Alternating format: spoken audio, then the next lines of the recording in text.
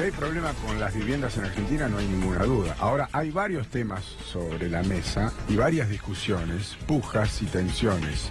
Por los alquileres, fundamentalmente, y por los intereses que representan una y otra punta. Por un lado, el inquilino y por otro lado, el que alquila. Y una ley de por medio. Darío Gaño. El gobierno está tratando de reconquistar a buena parte de la clase media que está viendo una inflación muy alta este año y por eso apuró que se apruebe en diputados un proyecto que venía al Senado pero que igual si se termina de aprobar, pasó a la comisión, tiene que pasar en recinto y volver al Senado, lo que aprobaría es que los alquileres pasen de los que vos alquilás, las familias, de 2 a 3 años, que el precio sea regulado por una ecuación que es la media entre lo que suben los salarios y la inflación del INDEC y que también, entre otras cosas, las comisiones las paguen los dueños. También se va a hablar si la actualización de precios es cada 6 meses o cada 1 año. Lo cierto es que si bien se aprobó un primer proyecto, la discusión sigue y por parte de los inquilinos todavía piden un poco más, aunque están bastante contentos con el avance, y por parte de los dueños dicen que eso va a hacer que en el mediano plazo el precio suba de los alquileres. Pero lo cierto es que en el corto plazo el precio o la inflación, o aunque sea las actualizaciones, van a ser menores de los que vinieron siendo este año. Un dato. La inflación promedio, la suba promedio de alquileres es del 35%, esto lo decía Inquilinos Agrupados al menos. La inflación en ese periodo fue del 32%, lo vimos hasta ahora, y la suba de ese coeficiente que les decía recién fue del 22%.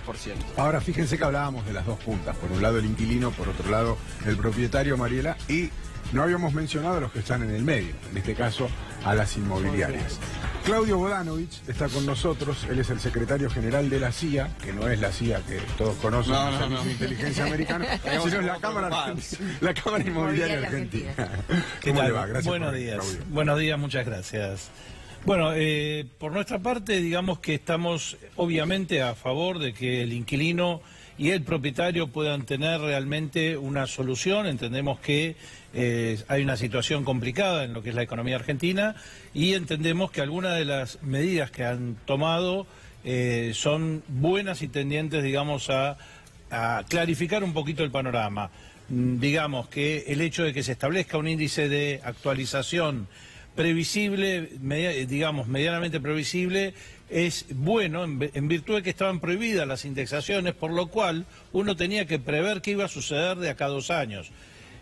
Por lo tanto, siempre caía perjudicado o uno u otro, porque a veces, si la inflación era mayor de la prevista, perjudicaba al propietario, y si era menor, perjudicaba al inquilino. Un índice que es una combinación entre el índice de precio del consumidor y el índice de variación salarial, de coeficiente de variación salarial, es un índice aceptable que puede formar un equilibrio entre, digamos, oferta y demanda propietario-locatario. Ese es uno de los pasos importantes que estableció y que semestralmente puede haber una actualización.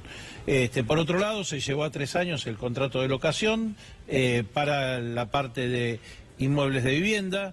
Hay un error aparentemente, no sabemos si va a ser subsanado o no, que redujeron al revés el comercial, que es del otro lado de 3 años, que era el contrato mínimo, para 2 años.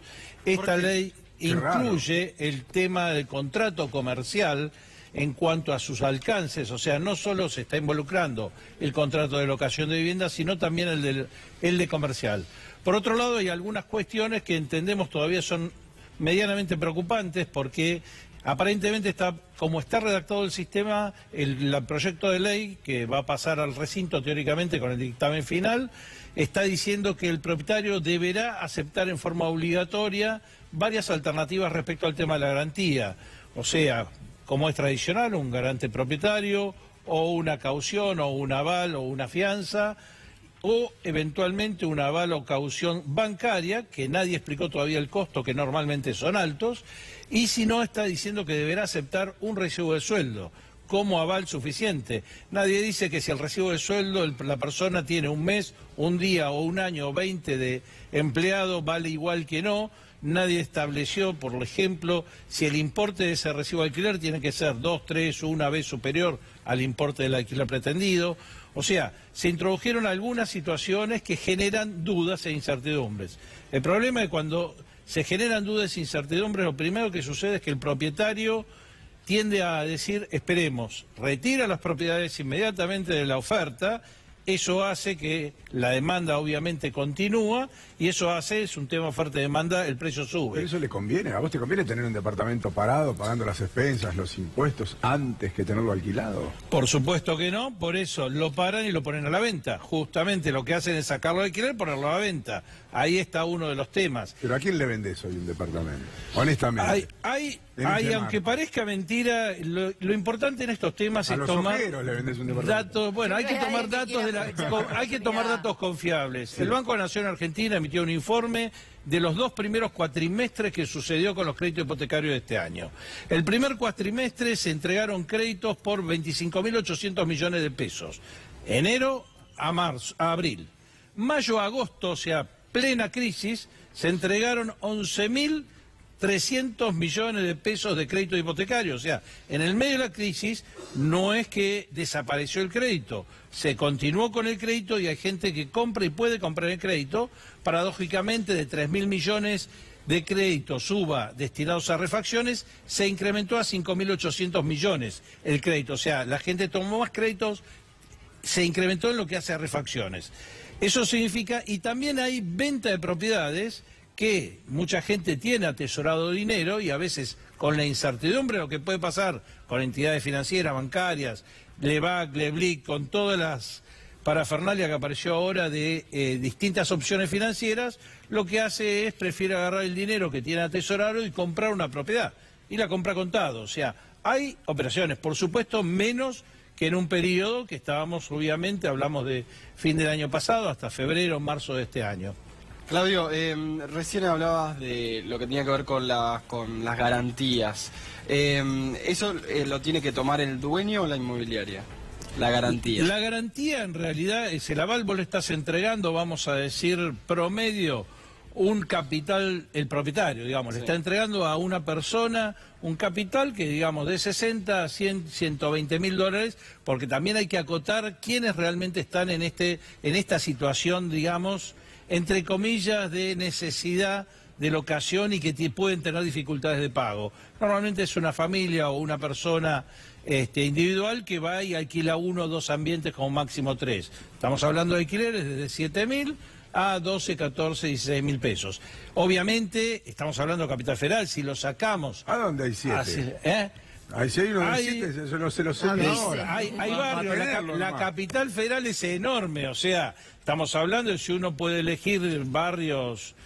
Pompeya, Palermo, Flores, Floresta, sin desmerecer, simplemente hay barrios más requeridos, claro, o barrios menos requeridos. Y el alejado, por supuesto, también tiene que ver, depende de dónde se mueva y si trabaje. Hoy, por ejemplo, el polo tecnológico está demandando una cantidad habitacional importante, porque pues están concentradas una cantidad de empresas en ese lado. Y lo mejor es poder vivir cerca de donde uno trabaja. Polo tecnológico es zona Parque Patricio, donde hoy se estableció el gobierno de la ciudad de Buenos Aires. Aumentaron los alquileres ahí. Sí. Hay falta de alquileres, es un tema de oferta y demanda, por supuesto. Otro tema que influyó mucho es el no haber tenido en cuenta, considerado la participación intervención de un corredor inmobiliario matriculado, que hoy es un profesional universitario altamente capacitado y quien puede entender y poner en igualdad de condiciones tanto las necesidades del inquilino como las del locador. Y esa intervención obviamente tiene que ser reconocida, así como es reconocido un profesional médico, un profesional arquitecto, un profesional ingeniero. O sea, en cuanto a sus honorarios. Lo que ha sucedido, por ejemplo, en la Capital Federal, que se ha eliminado la posibilidad que el corredor inmobiliario le pueda cobrar un honorario al inquilino y se lo trasladó al propietario y encima se lo trasladó limitándole el techo que le puede cobrar, implica que uno ya no le puede prestar el mismo servicio que le venía prestando al inquilino. Imagínense una persona que vive en La Pampa, quiere mandar a su hijo a estudiar a Buenos Aires, llama a una inmobiliaria y dice, consígueme un departamento. Hay que buscar por lo menos 8 o 10, mostrarle 8 o 10, negociar y le va a decir, no te pago un mango por el trabajo que me hiciste porque el inquilino no paga. Usando la gran cucharida, corta la bocha, necesitamos una respuesta corta. ¿Sirve o no sirve al final esta ley? La ley en muchos aspectos es muy buena y sirve, y sería conveniente corregir aquellos aspectos que aún pueden ser cuestionables. O sea que estaríamos todos de acuerdo, corrigiendo esos pequeños aspectos. Estamos de acuerdo en que sí haya una normativa y que obviamente beneficie por igual a ambas partes. Y la tercera, vuelvo a insistir, que es el corredor inmobiliario matriculado. Gracias por haber venido. No, por favor, gracias a la invitación. Y cambio eso de la CIA en la tarjeta que... Es fuerte, ¿eh? Es heavy, sí. Es fuerte, es fuerte. Está bien, lo vas a quedar bien. 7 minutos nos separan de las 9 de la mañana. Hacemos una pausa. Una de las